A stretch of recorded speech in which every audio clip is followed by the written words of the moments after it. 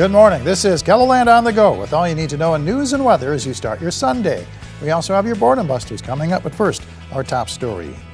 3 people are dead in a weekend shooting in a southwest Sioux Falls neighborhood. Police responded to a home on South Drexel Drive just before 3 o'clock Saturday morning.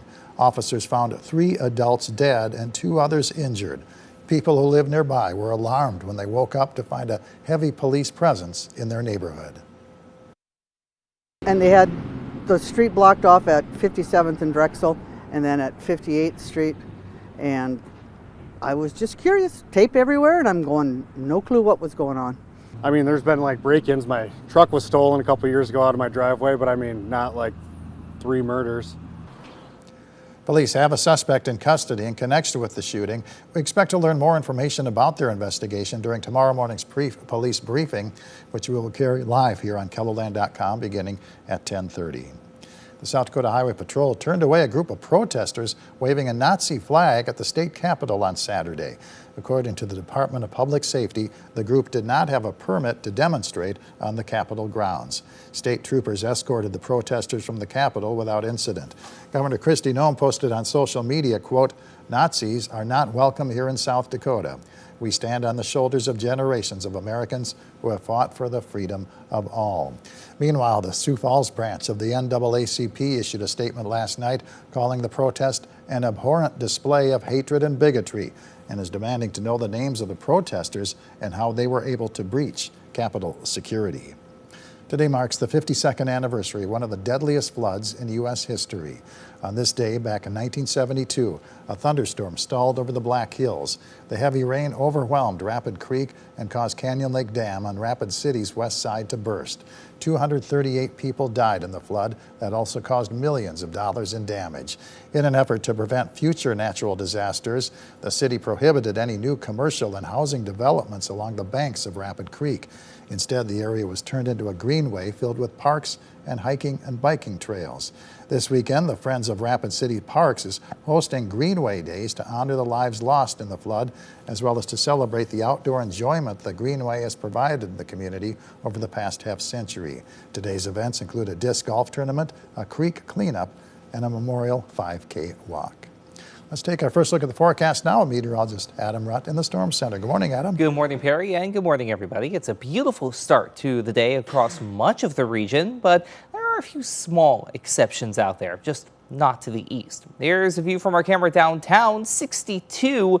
Not much of a breeze to speak of, so a nice calm start to the day out there. Meanwhile, out west, a few more clouds. There's Rapid City, 55 with a southeast wind at 3 miles per hour. And out in the western portion of the hills, there are a couple of isolated showers. And therein lies the exception to what I was talking about in terms of it being an overall great start to the day. 53 right now in Custer, 56 for Buffalo and Faith, 60 Chamberlain and Aberdeen, 54 at the Capitol, 58 in Brookings, 62 Marshall, 65 Worthington, and 60 in northwestern Iowa towards Spencer. Winds are really not going to be a major issue today, light and variable overall, but we do have a couple of breezy days on the way and better opportunities for some active weather as well. We'll talk about that coming up in your extended forecast. All right, thank you very much, Adam. All the colors of the rainbow filled downtown Sioux Falls this weekend for the annual Pride Parade. Floats, flags, and people took to the streets Saturday to celebrate Pride Month. One parade goer says their favorite part of the day was meeting other people in the LGBTQ+ community. Hands down, all the new people I get to meet. I get to make so many friends at this time in the year, and it always carries through all the way till next Pride and beyond. So it's just, it's a good time to socialize and meet other people like me. Following the parade, people headed to Sioux Falls Stadium for the Pride Festival in the afternoon. A local nonprofit provides financial help to benefit students in the Sioux Falls School District. Operation Hope and Caring raised a record $20,000 this year for the district. The money goes for purchases ranging from washers and dryers to socks for the kids' feet to field trip fees. We'll show you how local communities have come together to help Operation Hope and Caring surpass its fundraising goals in tonight's Eye on KELOLAND at 10. Enjoy another season of free outdoor concerts by the Sioux Falls Municipal Band. Tonight's performance, titled The Seasons, will take place at Terrace Park at 8 p.m. The summer concert series at Goodhurst State Park, southeast of Sioux Falls, features Jetley Park. The music starts at 4 p.m. A park entrance license is required. Seating is limited, so you want to bring your own lawn chairs or blankets. Archery Outfitters in Sioux Falls is hosting a 3D fun shoot. You're invited to bring your bow and arrow and practice your archery skills through 3 p.m. The cost is $10. Free for children 7 and under with a paid adult. This is the final day of curling tournament at the Sioux Falls or at the Shields Iceplex to raise money for Lloyd Green, who's battling liver cancer. The tournament is hosted by Sioux Falls Curling and includes prizes and raffles, plus food and music. Adam? Well, on satellite and radar, there are those little isolated showers I mentioned earlier that are just kind of making their way into the western portion of the hills, even up near Butte County, a couple of isolated showers as well. The occasional rumble of thunder not out of the question this morning, but overall, it's just going to be more rain than anything else. And even then, not everybody is going to see something out in western parts of South Dakota. To the east, again, you're good today.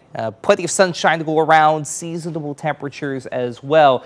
But I want to focus out west for a little while longer. We do have just a small marginal risk for severe weather in place in green from extreme western Custer and Pennington counties through Lawrence County, southwestern Butte County as well. This includes the likes of Spearfish, Lead, Deadwood, and into Belle Fourche as well. Wind and hail are going to be the main concerns with any storm that is able to get its act together. And that could even extend to a lesser extent toward places like Rapid City, into Custer itself. So if any outdoor plans in the hills down toward Custer State Park, you will want to keep that in mind later today, as you may need to head inside. Case in point, here is Futurecast. You can see a couple of showers and thunderstorms firing up at first later in the morning and the early afternoon.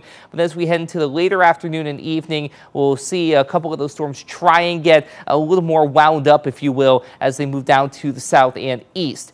East River, again, you guys are good by day and by night. Notice how clear it stays. That, along with a calm breeze, is going to allow the temperature to drop to around, if not even a little bit below the 50-degree mark out to the east. Out west, a little more rain tries to build in overnight into Monday morning. We get a generally quiet start to the day tomorrow, but then watch what happens as we head into the afternoon and evening. It's another opportunity for thunderstorms, but two differences. One, notice the coverage. It's more widespread, and also it's a better opportunity for strong to severe thunderstorms with more warmth and moisture in place. So again, if you are in the western portion of South Dakota, or in this case the western half of KELOLAND, you will want to keep that in mind. That rain will then gradually try to push eastward overnight into your early morning hours on Tuesday. So keep that in mind with the Tuesday morning commute, especially in eastern South Dakota. There is Monday's potential, a slight risk in yellow, level 2 out of 5 for basically the eastern third of South Dakota,